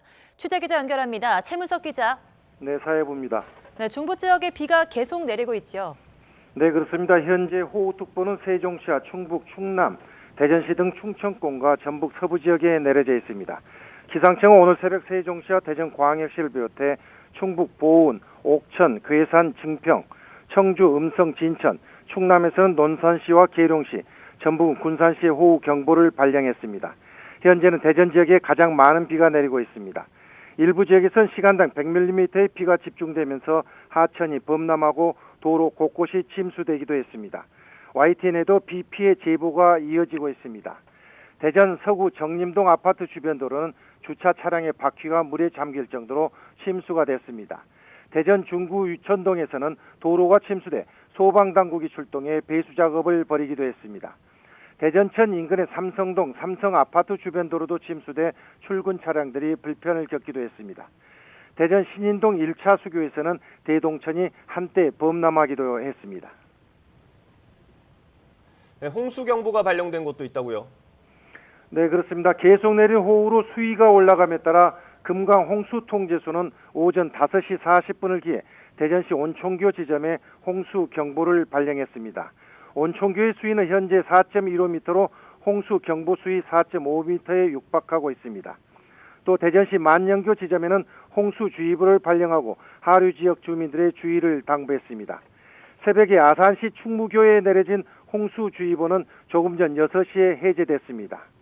폭우로 인해 대전시 일부 지하차도도 통제됐습니다. 대전시청은 오늘 새벽부터 올평동 만년 지하차도와 오류동 태평 지하차도 등 대전시 내 일부 지하차도를 통제했다고 밝혔습니다. 또 다른 지하차도 역시 침수 우려가 있어서 통제와 해제가 반복되고 있으니 우회해 줄 것을 시민들에게 당부했습니다. 지금까지 YTN 최문석입니다. 대전에는 시간당 100mm 안팎의 그야말로 물폭탄이 쏟아졌습니다. 네, 자세한 상황 기상센터 연결해서 알아보겠습니다. 권혜인 캐스터. 네, 기상센터입니다. 네, 대전에 시간당 100mm 안팎의 매우 강한 비가 내렸다고요? 네, 맞습니다. 먼저 대전에 계신 분들 걱정이 앞서는데요. 약 1시간 전 호우 경보가 내려진 대전 문화동에는 시간당 100mm가 넘는 매우 강한 비가 쏟아졌습니다. 보통 시간당 50mm 이상의 비가 내리면 양동이로 물을 퍼붓는다는 표현이 적절할 정도로 비로 인해 앞이 보이지 않는 수준입니다. 과거 피해 사례를 예로 들면 지난 2011년 7월 서울에는 시간당 100mm 이상의 기록적인 폭우가 내렸습니다. 제 뒤로 보이는 이곳은 당시 강남역 부근의 모습인데요. 보시다시피 도로가 다 물에 잠기고 계단까지 물이 들어선 모습을 확인할 수가 있습니다. 당시 강남 일대가 침수되며 최근 20년 사이 가장 큰 비 피해 사례로 꼽히고 있습니다. 대전에도 주택가와 도로가 침수되는 등 피해 사례가 속출하고 있으니까요. 계속해서 주의하셔야겠습니다. 그 밖에 충청과 전북 서해안 지역에도 호우 경보가 내려진 가운데 시간당 40mm 안팎의 강한 비가 내리고 있는데요. 앞으로 강한 비구름이 호남과 경부 일부 지역까지 영향을 주면서 호우특보도 더 확대될 것으로 보입니다. 네, 그럼 앞으로 비는 얼마나 더 내리는 겁니까? 네, 내일 오전까지 충청 남부와 전북 북부의 많은 곳은 200mm 이상, 그 밖에 충청 이남 곳곳에 최고 150mm의 호우가 쏟아지겠고요. 서울을 비롯한 그 밖의 지역에 5에서 80mm의 비가 예상됩니다. 한편 장마가 끝난 제주에는 오늘도 무더위가 이어집니다. 오늘 제주의 한낮 기온 33도까지 오르겠고 그 밖의 지역도 서울이 29도, 대전 28도, 부산 28도까지 오르는 등 후텁지근하겠습니다. 장맛비는 오늘 밤 중부지방부터 그치겠고요. 내일은 잠시 소강 상태를 보이겠습니다. 남부지방의 장마는 내일부터 끝나겠지만 중부지방은 다음 주 초까지 막바지 장마가 이어질 전망입니다. 기상센터였습니다. 국회는 오늘 본회의를 열고 이른바 임대차 3법 가운데 하나인 주택임대차보호법 개정안을 처리합니다. 어제 야당의 반발 속에 법제사법위원회를 통과한 주택임대차보호법 개정안은 세입자가 기존 2년 계약 뒤에 추가로 2년 계약을 연장할 수 있도록 보장하고 집주인의 임대료 상승률을 5%로 제한하는 내용을 담고 있습니다. 미래통합당은 여당인 더불어민주당이 졸속으로 법안을 처리하고 있다며 반발하고 있지만 민주당은 부동산 입법에 속도를 내고 있는 만큼 다수 의석을 바탕으로 법안을 통과시킬 것으로 보입니다. 앞서 어제 여당 주도로 부동산 관련 법안을 처리하는 과정에서 국회 법제사법위원회는 그야말로 아수라장이 됐습니다. 더불어민주당의 법안 상정과 처리 강행에 미래통합당이 강하게 반발하면서 파행이 빚어졌습니다. 직접 보겠습니다. 찬반 토론에 임해주세요. 자, 그렇게 찬반 토론하고 나면 어떻게 하실 거예요? 찬반 토론하고 나면 의결에 들어가야 되는 건 당연한 거 아닙니까? 그렇죠. 표결할 거 아닙니까? 다수당이 독단적으로 표결할 거 아닙니까? 그걸 우리 보고 토론을 하라고요? 아니 그러면 소수당 의원은 국회의원도 아닙니까? 독재적 행태에 대해서 우리가 떠들어가면 소수당의 책임도 있어요. 왜 우리가 덜러리습니까? 무슨 책임이 있어요? 소수당이 반대 표결을 하는 게 들러리입니까? 뻔히 보이는데 덜러리죠. 이렇게 국회 법사위뿐 아니라 부동산 정책을 다루는 국회 국토위에서도 김현미 장관이 출석한 가운데 여야 의원들의 거친 설전이 벌어졌습니다. 여당에서는 다주택자는 도둑들이라는 말까지 나왔습니다. 먼저 발언 들어보겠습니다. 집을 사고 팔면서 거기에서 차익을 넘기려고 하는 사람들은 저는 이건 범죄자로 다스려야 된다고 봅니다. 국민들이 주택을 갖고 싶은데 그 국민의 집을 갖고 싶은 그 국민들의 행복권을 뺏어간 도둑들입니다. 도둑들. 거기에 대한 법도 좀 준비하세요. 민주당 소병훈 의원 어제 국회 국토교통위원회에서 이같이 밝혔는데요. 법인이 갖고 있거나 1가구 2주택을 가진 사람들의 소유분으로 신도시 5개를 만들 수 있다고도 강조했습니다. 미래통합당 의원들은 정부 정책을 비판하는 데 시간을 할애했습니다. 이생진망, 집값 걱정. 김현미 장관은 사퇴하라는 문구를 컴퓨터 덮개에 붙인 채 회의에 참석했는데 임대차 3법을 민주당이 단독으로 처리한 것을 강하게 비판했습니다. 국회의원들이 국회에 거수기 역할을 하러 온 거 아니지 않습니까? 한 번도 경험하지 못한 국회예요. 국민들 민생과 관련된 중요한 법안을 법안 심사를 하지 않고 전체 회의에서 그냥 만장일치식으로 통과시키는 이런 게 어디 있습니까? 여당 의원들은 자신들이 왜 거수기냐며 항의했고 설전이 이어졌는데요. 압도적 의석을 바탕으로 여당이 법안 처리를 밀어붙이고 야당이 반발하는 상황이 연일 되풀이되고 있습니다. 임대차 3법 시행이 초읽기에 들어가면서 집주인들이 전세를 거둬들이고 있습니다. 이로 인해 서울의 주요 지역의 전세 매물은 씨가 말랐다고 할 정도로 줄었고요. 전세값은 껑충 뛰었는데요. 전세 만기를 앞둔 세입자들은 하루하루 불안할 수밖에 없습니다. 김현우 기자가 취재했습니다. 재건축을 추진 중인 서울 대치동 은마아파트입니다. 전용 면적 84제곱미터 크기의 전세 호가가 올해 초 6억 원대에서 8억대까지 치솟을 조짐마저 보이고 있지만 매물 자체가 싹 사라졌습니다. 수도권 투기 과열지구 재건축에서 조합원 자격을 얻으려면 2년 실거주해야 하도록 요건이 강화됐기 때문입니다. 이 때문에 전세를 놓은 집 주인들이 재계약을 피하다 보니 이 지역 전세가 씨가 말랐습니다. 결국 없는 전세에 호가만 치솟는 수급 불균형 현상이 갈수록 심해지고 있습니다. 지금 전세가 없거든요. 주인들이 다 한꺼번에 다 한꺼번에 다 들어온다 그래갖고 만기 들어오는 거면 다 들어오니까 임차인들 내보내고. 그렇죠. 그러니까 음마아파트부터 시작해서 이 주변 시장 전세가가 엄청 지금 오르고 있거든요. 그럼 집을 못 구해서 다들 난리예요. 실거주 요건 2년을 채워 양도세 비과세 혜택을 보려는 1주택자들이 전세를 빼면서 공급 부족 현상은 가열되고 있습니다. 여기에다 전세 재계약 시 인상률을 5%로 제한하는 내용의 전월세 상한제 등 임대차 3법 시행을 앞두고 미리 가격을 올려 계약하려는 집주인들도 늘고 있습니다. 전세 만기를 앞둔 세입자는 하루하루 불안할 수밖에 없습니다. 갑작스럽게 집을 좀 구해야 되는 상황이 됐고요. 이 집을 갑작스럽게 구하려고 했는데 전세 가격이 그 사이에 너무 많이 올라서 추가적인 대출을 받을 수밖에 없는 상황이 됐고, 대출을 받더라도 매물 자체가 없어서 집을 좀 구하기가 힘든 상황입니다. 전세값이 오름세만 지속하면 결국 수요의 일부가 매매로 돌아서고 집값 상승으로 이어질 수밖에 없다는 우려도 제기되고 있습니다. 저금리뿐만 아니라 임대차 제도나 보유세 개편으로 집주인들이 전세보다는 월세나 반전세를 선호하는 경향들이 뚜렷해질 것으로 예상이 됩니다. 결국 해법은 공급 확대와 다주택자들의 일시적 규제 출구 마련이 필요하다고 입을 모읍니다. 다음 주 주택 공급 확대 방안과 법 통과 이후 이어질 임대차 3법 시행까지 초강수를 이어온 정부의 부동산 대책이 이번에는 먹힐지, 아니면 규제 따로 시장 따로 엇박자만 계속될지 전 국민의 시선이 부동산으로 쏠려 있습니다. YTN 김현우입니다. 임대차 3법의 국회 본회의 통과를 앞둔 가운데 공인중개사 10명 가운데 8명 이상은 하반기 전셋값이 상승할 것이라고 내다봤습니다. 부동산 정보 플랫폼 다방이 지난 13일부터 24일까지 공인중개사 614명을 상대로 설문조사한 결과 응답자의 84%가 하반기에도 전셋값 상승세가 이어질 것이라고 답했고, 응답자 44%는 전셋값이 4% 이상 큰 폭으로 뛸 것이라고 전망했습니다. 김현미 국토교통부 장관이 최근 공시가격 인상으로 중저가 주택의 재산세가 높게 나온다는 비판에 대해서 오는 10월 재산세율 인하 방안을 발표할 예정이라고 밝혔습니다.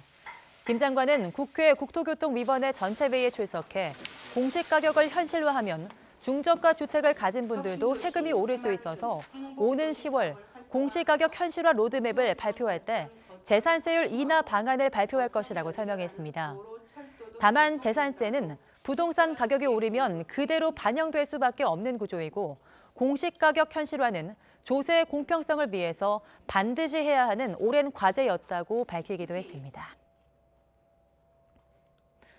더불어민주당과 국토교통부가 군소유인 서울 태릉 골프장을 공공주택용지로 활용하는 방안을 추진하는 가운데 국방부가 대체 부지를 요구한 것으로 확인됐습니다. 국방부 관계자는 YTN과의 통화에서 이같이 밝히면서 대체 부지로는 과거 미군이 썼던 경기도 성남 골프장 등이 후보지로 거론되고 있다고 설명했습니다. 성남 골프장은 2017년 주한미군이 용산기지에서 경기 평택 험프리스 기지로 이전하면서 폐쇄됐고, 지금은 국방부가 미군과 부지 반환을 협의 중입니다. 검언 유착 의혹 사건을 수사하는 검찰이 한동훈 검사장에 대한 추가 압수수색을 하는 과정에서 물리적 충돌이 벌어져서 논란이 일고 있습니다. 수사팀의 부장검사와 한 검사장이 몸싸움을 벌인 건데 양측의 주장은 첨예하게 엇갈리고 있습니다. 홍성욱 기자의 보도입니다. 몸싸움이 벌어진 곳은 법무연수원 용인분원 한동훈 검사장의 사무실입니다. 검언 유착 의혹 사건을 수사하는 서울중앙지검 수사팀이 한동훈 검사장에 대한 추가 압수수색을 벌이면서 시작됐습니다.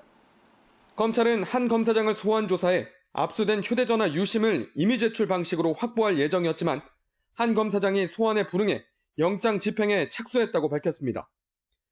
그런데 한 검사장 측은 이 과정에서 폭행을 당했다고 주장했습니다.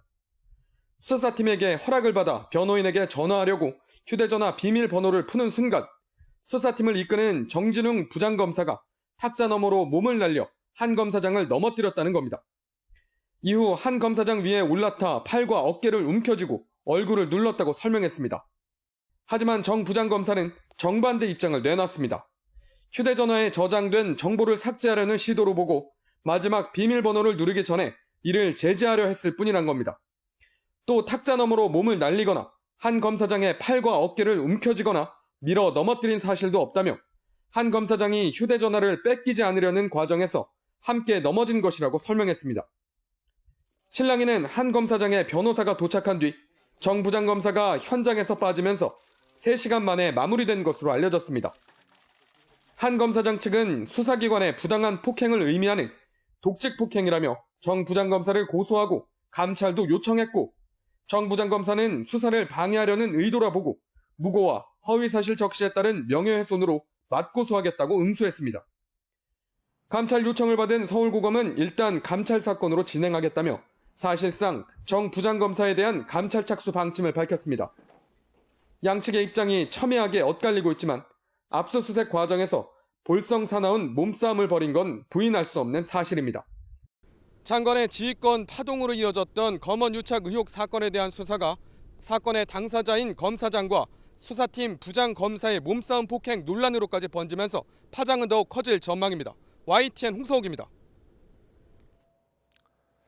검찰 간부 사이에 빚어진 초유의 몸싸움. 이번 물리적 충돌의 발단은 이른바 검언 유착 의혹이었습니다. 윤석열 검찰총장과 이성윤 서울중앙지검장의 대리전이라는 말도 나오고 있습니다. 배경을 문지연 앵커가 정리했습니다. 네, 지금 이 사진은 정진웅 서울중앙지검 형사 1부장의 모습입니다. 어제 한동훈 검사장과의 몸싸움 뒤 병원에 입원해 있는 모습을 서울중앙지검이 공개한 건데요. 검사장과 부장검사의 볼성 사나운 초유의 몸싸움, 배경을 좀 더 짚어보겠습니다. 네, 발단은 채널A 전 기자와 한동훈 검사장과의 이른바 검언 유착 의혹입니다. 애초 이동재 전 채널A 기자 구속으로 정 부장검사가 이끄는 수사팀이 힘을 받는가 싶었습니다. 하지만 이후 검찰 수사심의비가 한 검사장에 대한 수사 중단과 불기소 권고를 내리며 상황이 다소 역전됐는데요. 네, 한동훈 검사장 1973년생에 서울법대 사법연수원 27기로 윤석열 검찰총장의 최측근으로 불립니다. 반면 한 검사장 대학 선배이기도 한 정진웅 부장검사는 한 검사장의 연수원 후배인데요. 각각 윤석열 총장의 최측근, 이성윤 서울중앙지검장의 발탁 인사로 꼽히고 있습니다. 윤석열 총장과 이성윤 지검장의 대리전으로 불리는 이유이기도 합니다. 하지만 서울중앙지검은 한동훈 검사장에 대한 수사를 강행했고 이 과정에서 물리적인 충돌까지 벌어진 겁니다. 검찰 내부에서는 창피해서 얼굴을 들 수 없다는 자조 섞인 비판이 계속되는 가운데 한 검사장에 대한 수사가 계속될지도 관심입니다. 검찰 간부들의 몸싸움을 둘러싼 논쟁은 외부로도 번지고 있습니다. 황희석 열린민주당 최고위원은 증거 인멸 시도가 아니라면 끝까지 휴대전화를 쥐고 있을 이유가 없다고 지적했고요. 반면 진중권 전 동양대 교수는 완장검사의 검사장 폭행 사건이라고 정 부장검사를 비판했습니다. 검사장과 부장검사, 검찰 간부 사이의 초유의 몸싸움. 앞으로 어떤 방향으로 흘러갈지도 관심이지만 국민은 안중에 없는 거 아니냐, 이런 비판도 새겨들어야 할 것 같습니다. 법무부가 오늘 개최하려던 검찰 인사위원회를 취소하면서 검사장급 인사가 늦춰지게 됐습니다. 법무부는 검찰 인사위 일정을 취소한다고 통보했습니다. 다만 취소 사유는 구체적으로 밝히지 않았고 추후 일정도 아직 결정되지 않은 것으로 알려졌습니다. 더불어민주당과 정부, 청와대는 오늘 국회에서 권력기관 개혁안을 논의하기 위한 당정청 협의회를 엽니다. 당정청은 이 자리에서 검경 수사권 조정 문제를 비롯해 국가정보원의 대공수사권을 경찰로 넘기는 국정원 개혁안, 자치경찰제 도입 입법 등을 논의할 예정입니다. 음주운전 차량이 지구대 앞에서 순찰차를 들이받아서 경찰관 2명이 다쳤습니다. 밤사이 사건 사고 소식 박석영 기자가 보도합니다. 순찰차 앞부분이 종이장처럼 찌그러졌습니다. 어젯밤 10시 반쯤 경기 부천시 내동지구대 앞을 달리던 음주운전 차량이 중앙선을 넘어 마주오던 순찰차를 들이받았습니다. 충격으로 밀려난 순찰차는 바로 뒤에 있던 승용차와 SUV, 시내버스 등 차량 3대와 잇따라 부딪혔습니다. 사고가 난 지구대 앞입니다. 도로 위에는 이렇게 여기저기 차량 파편들이 흩어져 있습니다. 이 사고로 순찰차 안에 있던 내동지구대 소속 47살 정모경위와 28살 유모 순경이 다쳐 병원으로 옮겨졌습니다. 음주는 맞습니다. 당연히 가해 차량 상태 어떻게 나는지 그걸 다 조사해야죠. 경찰은 음주운전자 진술과 블랙박스 등을 토대로 정확한 사고 경위를 조사하고 있습니다. 붉은 화염이 검은 하늘 위로 치솟습니다. 어젯밤 10시 20분쯤 충남 아산시 경찰 인재개발원 인근에 있는 돼지 사육 농장에서 불이 났습니다. 다친 사람은 없었지만 불은 돼지 1,500마리와 시설 등을 태우고 1시간 20분 만에 꺼졌습니다. 오늘 새벽 2시쯤 경기 시흥시 시화공단에 있는 도장업체에서 불이 났습니다. 다친 사람 없이 50분 만에 불길이 잡혔지만 소방당국은 잔불 정리에 시간이 오래 걸릴 것으로 보고 있습니다. 최근 집중호우로 큰 피해가 난 부산의 한 도로에서는 어제 오후 5시 반쯤 땅 꺼짐 현상이 발생해 차량 앞바퀴가 빠지는 사고가 났습니다. 출동한 소방대원들이 에어백과 사설 견인차로 차량을 들어 올렸고 관할구청은 추가 안전조치와 함께 정확한 발생 원인을 조사하고 있습니다. YTN 박서경입니다. 말을 듣지 않는다는 이유로 거리에서 10살 아들을 흉기로 위협한 30대 친모가 경찰에 붙잡혔습니다. 서울 강동경찰서는 38살 A씨를 아동복지법 위반 혐의로 입건해 조사하고 있습니다. A씨는 지난 22일 저녁 8시 20분쯤 서울 천호동 주택가에서 10살 아들 B군의 머리채를 잡고 끌고 다니다 흉기로 위협한 혐의를 받습니다. 용인 경전철 사업은 막대한 주민 세금이 투입되고도 제대로 진행되지 않아 혈세 낭비 지적이 잇따랐습니다. 이와 관련해 대법원이 주민 소송이 가능하다고 판단을 내렸습니다. 당시 시장 등 관계자들에게 손해배상 책임을 묻는 길이 열린 겁니다. 강희경 기자입니다. 지난 2010년 6월 완공된 용인 경전철은 용인시가 준공검사를 둘러싸고 시행사와 법정 다툼을 벌이며 3년 동안 개통하지 못했습니다. 국제중재재판에서는 시행사에 패소해 배상금 7,700억 원을 물어줬습니다. 게다가 개통 후엔 하루 이용객이 예측에 한참 못 미치며 적자만 이어졌습니다. 결국 주민들은 용인시가 이정문, 김학규 전 시장 등 책임자들에게 손해배상을 청구해야 한다며 1조 원대 주민소송을 냈습니다. 주민소송은 지방자치단체의 불법 재무회계 행위의 손해를 회복하기 위해 주민들이 직접 내는 소송으로 지난 2005년 처음 도입됐습니다. 그러나 1심과 2심은 주민소송 대상이 주민감사 청구 내용과 같지 않다는 요건상의 이유 등으로 대부분의 청구를 기각 또는 각하했습니다. 판단은 대법원에서 뒤집혔습니다. 주민소송의 대상은 감사 청구 내용과 관련 있는 것이면 충분하다는 겁니다. 또 민간 투자 사업이 지자체 재정에 큰 영향을 줄 수 있는 재무회계 행위에 해당한다며 지자체장이 충분한 검토 없이 사업을 추진해 손해를 입혔다면 주민소송이 가능하다고 판단했습니다. 소송단 측은 전향적인 판결이라고 평가하면서도 김 전 시장에 대한 책임을 인정하지 않은 부분에 대해선 아쉬움을 드러냈습니다. 판결 결과는 조금 실망스럽습니다. 관건은 용인시장에 대해서 책임질 거냐 말 거냐 그 부분이 관건이었는데 그 부분은 아마 좀 기각 취지인 것 같고요. 법원이 지자체의 민간 투자 사업을 주민소송 대상으로 삼은 건 이번이 처음으로 앞으로 서울고등법원에서 책임 정도를 다시 따지게 됩니다. 주민소송 결과에 따라 용인시는 지불을 청구하거나 별도 소송을 내야 하는 만큼 당시 사업 관계자들이 물어야 할 책임은 더 커질 것으로 보입니다. YTN 강희경입니다. 국가인권위원회가 고 박원순 전 서울시장과 관련한 여러 의혹에 대해 직권 조사를 나설지를 결정합니다. 인권위는 오늘 오전 10시 반부터 최영회 위원장 주재로 상임위원회를 열고 고 박 전 시장의 성추행 의혹과 주변 관계자들의 묵인 방조 의혹에 대한 직권 조사를 나설지를 결정하겠다고 밝혔습니다. 여성가족부가 고 박원순 전 서울시장의 비서 성추행 의혹 사건에 대한 현장 점검 결과를 오늘 오전 서면으로 발표합니다. 여가부 범정부 성희롱 성폭력 근절 추진점검단은 그제와 어제 서울시의 사건 대응 실태를 중심으로 현장 점검을 진행했습니다.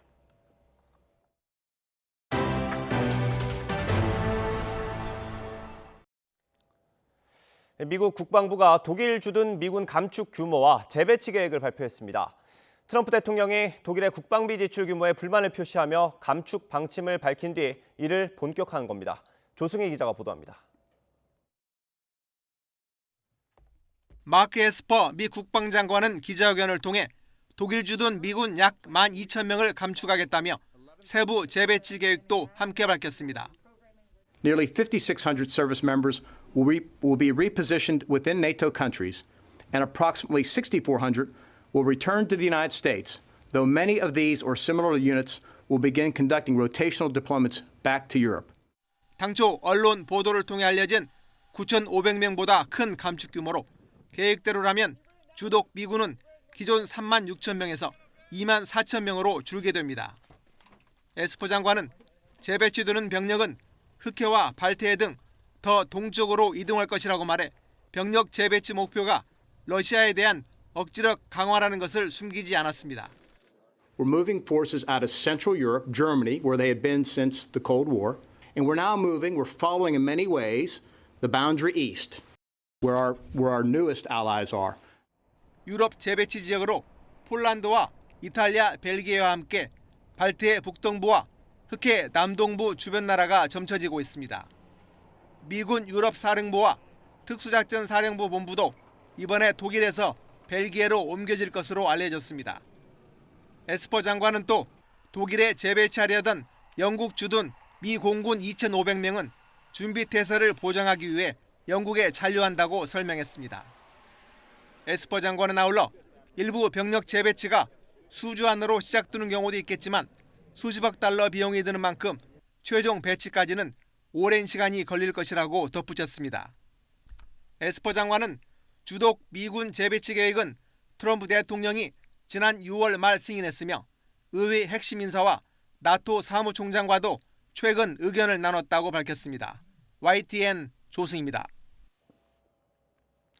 주독 미군 감축과 관련해 트럼프 대통령은 독일이 돈을 안 내서 병력을 줄이는 거라면서 더는 호구가 되고 싶지 않다고 말했습니다.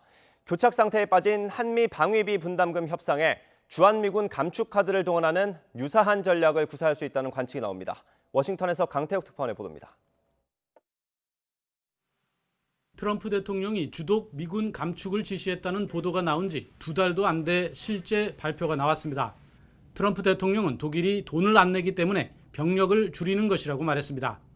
더는 호구가 되고 싶지 않다는 말도 했습니다. And Germany is supposed to pay for it. Germany is not paying for it.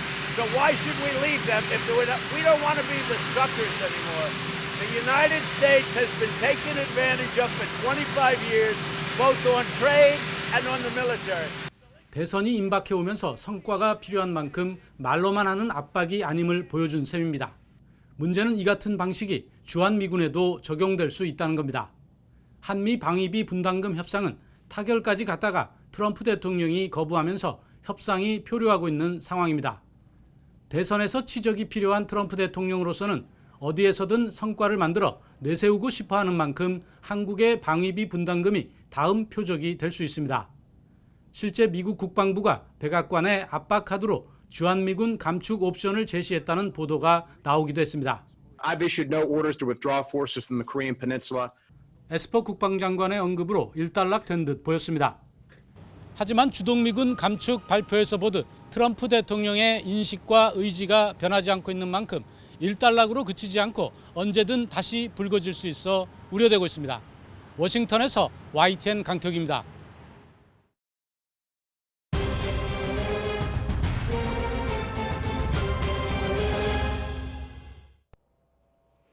네, 부산항에 입항해 집단 감염이 나온 러시아 선박에서 선원 12명이 또 무더기로 확진됐습니다. 방역당국은 다음 달 3일부터 러시아에서 오는 선박에 음성 확인서를 의무적으로 제출하도록 했습니다. 김종호 기자입니다. 방역복을 입은 소방대원 지시에 따라 배에서 선원들이 내립니다. 코로나19 확진 판정을 받은 러시아 원양어선 페트르 1호 승선원으로 12명이 한 번에 부산의료원에 입원했습니다.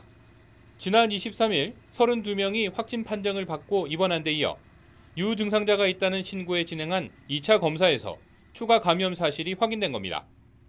음성 판정이 나온 나머지 50명은 그대로 선내에 격리됐는데 검사는 여기서 끝이 아닙니다. 그거는 지금 이게 너무 많아가지고 다음 주 정도 해가지고요. 한번 더 해야 될 것 같습니다. 워낙 많은 사람이 일단 1차적으로 감염이 돼서 32명이 감염이 돼가지고 그 영향이 좀 큰 것 같아요. 지난달 22일 아이스 스트림호를 시작으로 코로나19 환자가 나온 부산 입항 러시아 선박은 지금까지 8척, 환자는 90명에 이릅니다. 이렇다 보니 부산에서 치료 중인 코로나19 환자 대부분이 러시아인인 상황이라 의료진이 겪는 고충도 상당합니다. 언어 문제나 문화의 차이로 진료를 하고 있는 의료진들의 어려움들이 많습니다. 특히 간호 업무를 담당하고 있는 간호사분들이 많은 부분들에서 어려움이 있다고 합니다. 여기에 수리업체 직원 1명이 추가 확진 판정을 받아 승선원과 접촉하거나 이른바 N차 감염된 우리 국민이 11명까지 늘었습니다. 이러자 정부는 러시아 선박에 대해 다음 달 3일부터는 PCR 음성 확인서를 내야 입항 허가를 내겠다는 추가 대책을 발표했습니다. YTN 김종호입니다. 경기 김포시의 해외 입국자 임시생활시설에서 탈출한 베트남인 3명이 모두 붙잡혔습니다. 경기 남부지방경찰청은 어제 오후 3시 45분쯤 인천 서구의 한 텃밭 움막에서 베트남인 2명을 검거했습니다. 나머지 1명은 경기도 광주시 곤지암읍 열미리에 있는 한 공장 기숙사에 숨어 있다가 붙잡혔습니다. 이라크에 있는 한국인 노동자 70여 명이 내일 임시항공편을 통해 추가로 귀국합니다. 또 2학기 입국할 외국인 유학생 5만 5천여 명에 대한 방역 대책도 강화하기로 했습니다. 보도에 한영규 기자입니다. 이라크에 근무하는 한국인 근로자 70여 명이 이번 주 금요일 임시항공편을 통해 귀국합니다. 지난 24일 293명이 1차로 귀국한 뒤 추가로 귀국을 희망하는 근로자들이 대상입니다. 귀국 과정에서 감염을 막기 위해 탑승 전에 건강 상태를 확인해 무증상자와 유증상자의 좌석을 분리하고 입국 후 공항 내 별도 게이트를 통해 입국 검역을 실시하게 됩니다. 검역 단계에서 증상 여부를 확인하여 유증상자로 분리되면 인천공항에서 코로나19 진단검사를 받게 되며 무증상자는 임시생활시설로 이동해 진단검사를 받게 됩니다. 지난 24일 귀국한 이라크 근로자 293명 가운데 77명이 코로나19에 확진돼 국립중앙의료원 등에서 치료를 받고 있습니다. 2학기 개학을 앞두고 외국인 유학생에 대한 방역 대책도 강화됩니다. 2학기에 입국할 외국인 유학생은 5만 5천 명 정도로 추산됩니다. 특정 시점에 한꺼번에 몰릴 경우 방역 관리에 부담이 되므로 가능한 분산시키기로 했습니다. 자국 내 원격 수업을 유도하는 한편 입국하더라도 자가격리 교소를 먼저 확보한 후 입국하도록 하고 기숙사 외 대학 밖에 자가격리할 수 있는 곳도 추가적으로 확보할 계획입니다.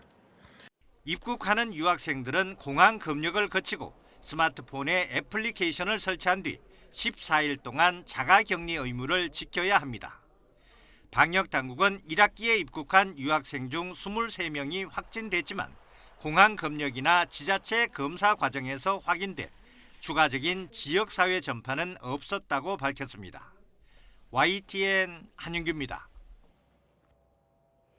코로나19가 이슬람권 최대 행사인 성지순례, 하지에도 영향을 미쳤습니다. 해마다 전 세계에서 250만 명이 사우디아라비아 메카에 모였지만 올해는 1,000명에게만 성지순례가 허용됐습니다. 이동원 기자가 보도합니다. 지난해 하지 성지순례 기간 사우디아라비아 메카 대사원의 모습입니다.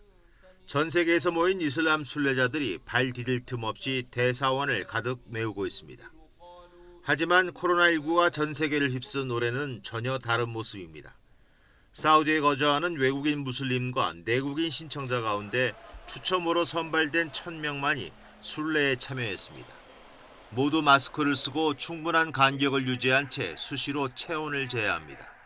순례객들은 일주일 자가격리 후 메카에 도착했고 도착에서도 지정된 호텔에서 8일간 격리 생활을 했습니다. 해마다 250만 명이 몰리고 밀집 이동으로 종종 압사 사고가 나기도 했지만 올해는 50명씩 조를 나눠 이동하도록 했습니다.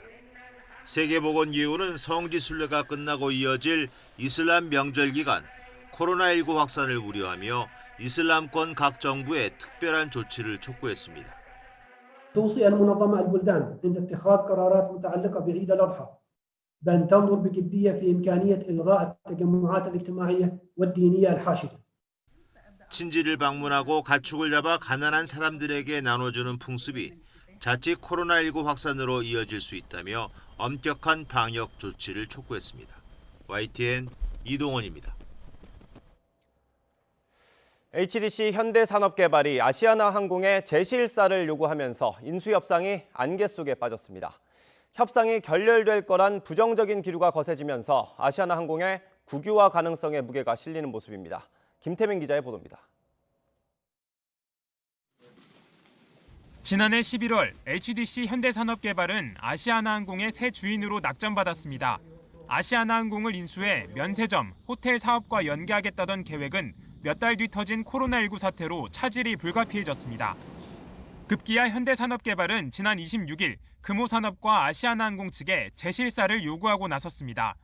올해 들어 경영 상황이 급격하게 악화했기 때문에 기존 인수 조건이 타당한지 다시 따져봐야 한다는 주장입니다.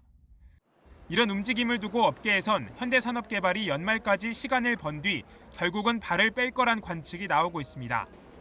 최근 인수합병이 끝내 무산된 이스타항공과 제주항공 역시 비슷한 행보를 보였기 때문입니다.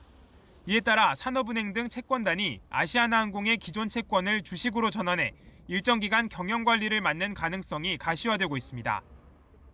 앞서 손병두 금융위원회 부위원장은 국유화 가능성을 묻는 질문에 모든 가능성을 고려해 협의를 진행하고 있다고 답해 가능성을 막지 않았습니다. 국내 2위이자 글로벌 항공사인 아시아나항공을 그대로 포기할 수 없다는 점도 국유화 가능성에 힘을 싣는 대목입니다. 그럼 법정 관리로 계속해서 회생을 시키는 방안이 있을 것이고 아예 그 채권단 산업은행에서 경영을 맡는 그런 형식을 생각할 수가 있겠습니다. HDC는 당국이 국유화 가능성을 언급한 뒤에도 재실사가 필요하다는 기존 입장만 되풀이해 인수 포기, 국유화로 연결되는 시나리오에 더 무게가 실리는 모양새입니다. 하지만 앞서 대우조선해양의 사례처럼 거대 부실 기업을 국민의 세금으로 떠안는 것에 대한 부담도 만만치 않은 상황이어서 채권단과 정부의 고민이 깊어지고 있습니다. YTN 김태민입니다. 한국은행이 미국 연방준비제도 이사회와 현행 통화스와프 계약을 내년 3월까지 6개월 연장하기로 했습니다.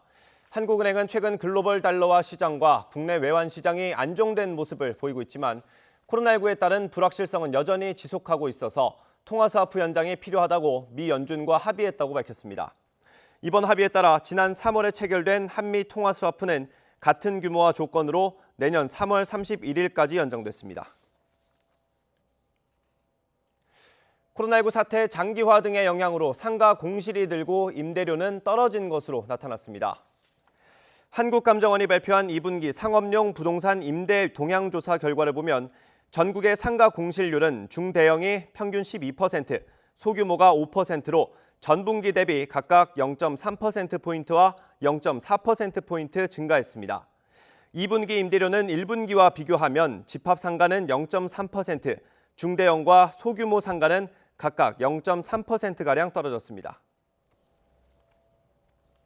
청와대가 미래통합당 주호영 원내대표가 주장한 30억 달러 남북 경협 이면 합의서가 정부 내에 존재하지 않는 것을 확인했다고 밝혔습니다.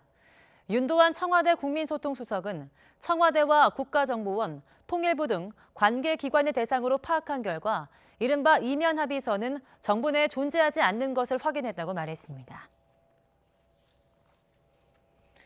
이에 대해 통합당 주호영 원내대표는 이면 합의가 있었어도 쉽게 밝혀지기 어렵다고 말했습니다. 주 원내대표는 기자간담회에서 이면 합의가 없다면 천만다행이지만 있다면 관여한 사람은 법적, 정치적 책임이 있다면서 이같이 말했습니다. 이어 믿을 만한 곳을 통해 문건을 입수한 만큼 추가적인 사실관계 확인이나 증거 확보를 위해서 계속 노력하겠다고 덧붙였습니다. 이인영 통일부 장관과 박지원 국정원장이 지명 26일 만에 대통령으로부터 임명장을 받고 공식 업무를 시작했습니다. 이로써 문재인 정부 2기 외교안보 진영이 본격 출범한 건데요. 언제쯤 남북 대화 협력에 시동을 걸고 나설지 주목됩니다. 보도에 황혜경 기자입니다. 통일부 장관의 고함 2020년 7월 27일 대통령 문재인. 이인영 통일부 장관과 박지원 국정원장이 임명장을 받고 공식 업무를 시작했습니다. 문재인 정부 하반기 외교안보 진용이 모두 정상 궤도에 안착해 본격 가동에 들어간 셈입니다. 문 대통령은 두 분 모두 역사적 소명을 잘 감당할 거라고 격려했고, 이에 이 장관은 문 대통령 재임 중 평화의 숨결만큼은 반드시 실감하도록 전력을 다하겠다는 말로, 박 원장은 남북관계 물꼬를 트고 국정원의 흑역사를 청산하는 개혁으로 보답하겠다고 화답했습니다. 임종석 대통령 외교안보 특보도 첫 외부 활동을 시작했습니다. 경기도 화성과 강원도 고성을 오가는 광폭 행보를 하며 남북협력 시동 걸기에 나섰습니다. 농업과 산림, 보건의료는 필수 협력 분야라며 우리 민족끼리 도와나가자고 강조했습니다. 남북 스스로 해나가는 영역이 많아지고 그 안에서 신뢰가 자리 잡을 때라야 저는 궁극적인 한반도 평화, 교류, 협력의 이런 문제 해결에도 우리가 결정력이 높아질 거라고 생각합니다. 앞서 이인영 장관도 먹는 것, 아픈 것, 죽기 전에 보고 싶은 것, 이 세 가지만큼은 우리 스스로 판단해 북측과 협의하자고 강조해온 만큼 여건만 조성된다면 인도협력 분야는 탄력을 받을 전망입니다. 다만 북한은 아직 문 정부 하반기 외교안보 라인에 대한 평가나 남북협력 제안들에 대한 별다른 반응은 보이지 않고 있습니다. 정부가 언제쯤 공식 대북 제안에 나설지 관심이 쏠리고 있는 가운데 최근 월북한 탈북자와 북한 내 코로나19 상황 등이 주요 변수가 될 것으로 보입니다. YTN 황혜경입니다.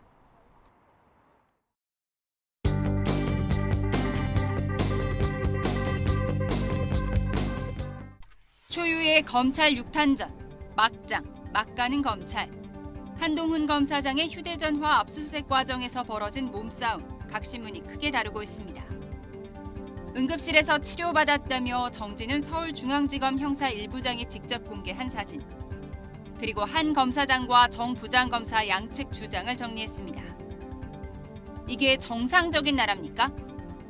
거대 여당은 이틀째 입법 밀어붙이고 노골적으로 감사원장 흔들고 검찰끼리는 몸싸움.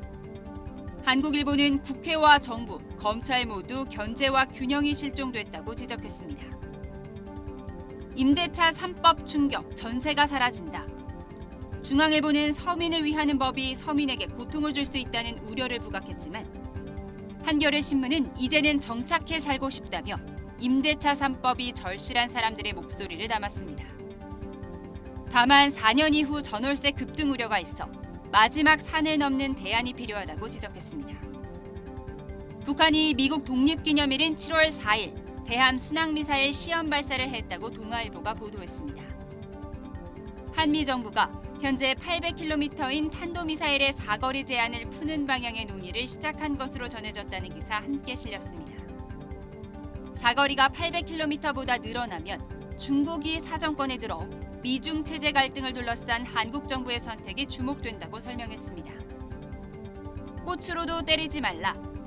정부가 훈육을 빙자한 체벌을 막기 위해 친권자의 징계권 조항을 62년 만에 민법에서 삭제하기로 했다는 경향신문 기사입니다. 약 1조 원으로 추산되는 고 신격호 롯데그룹 명예회장의 유산 중 롯데 계열사 지분에 대한 유족 간 상속 협의가 마무리됐고 상속세는 최대 4,500억 원에 이를 것으로 보인다는 기사 눈에 띕니다. 경기가 어려울수록 저렴한 립스틱 판매량이 증가하는 현상.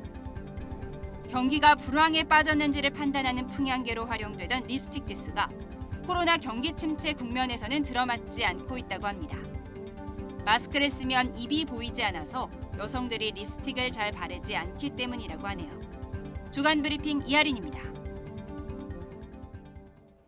굿모닝 YTN 60초 뒤에 계속됩니다. 메이킨! 화장실 갈 때와 나올 때가 확 달라집니다. 변비, 복부팩만 식욕부진 한 번에 싹! 메이킨! 시원하게 변비 끝! 유쾌! 상쾌! 통쾌! 변비 안녕! 여러분 기프트 좋아하시죠? 특히 고려 기프트가 진짜 좋아요. 이거 광고예요! 공공기관 우선구매 대상기업 판촉물이 엄청 많은 고려 기프트는 엄청 싸대요. 이름만 하면 다 아는 기업체 공공기관에서 엄청 주문하는 고려 기프트. 사달래요 사장님이. 다리를 짓는 건 시간의 문제지만 나라를 잇는 다리는 시대가 변하는 이야기. 리조트를 짓는 건 시간의 문제지만 자연까지 생각한 리조트는 시대가 변하는 이야기. 박물관을 짓는 건 시간의 문제지만 나라의 보물을 지키는 박물관은 시대가 변하는 이야기. 그리고 당신의 삶이 변하는 시대에 남을 아파트. 천안 신박 3부 르네상스. 시대를 짓다 3부 토건.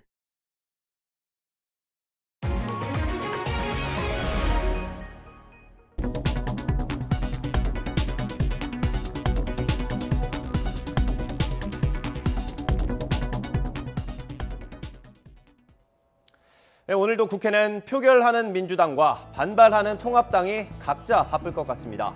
어제 법사위를 넘은 임대차 보호법이 오늘 본회의에 오를 예정인데 민주당 단독으로 처리할 가능성이 큽니다. 숫자 힘에 속수무책인 통합당은 장외 투쟁 카드를 만지작거리고 있습니다. 의원총회와 비대위에서 여러 방안이 논의될 전망입니다. 고 박원순 전 시장 성추행 의혹 사건이 조직에서 방조되고 피해 호소가 묵인됐는지 현장 점검을 벌인 여성가족부가 오늘 그 결과를 발표합니다. 구체적인 점검 내용과 서울시가 개선해야 할 점도 공개될 것으로 보입니다. 네, 국가인권위원회는 이번 사건이 직권 조사에 착수할지 결정합니다. 최경환 위원장이 주재하는 상임위원회에서 논의될 예정입니다. 결과 나오는 대로 전해드리겠습니다. 네, 바로 이어지는 뉴스에서는 국회 연결해서 권력기관 개혁을 위한 당정청 협의 소식 전해드리겠습니다. 저희는 내일 아침 다시 돌아오겠습니다. 고맙습니다.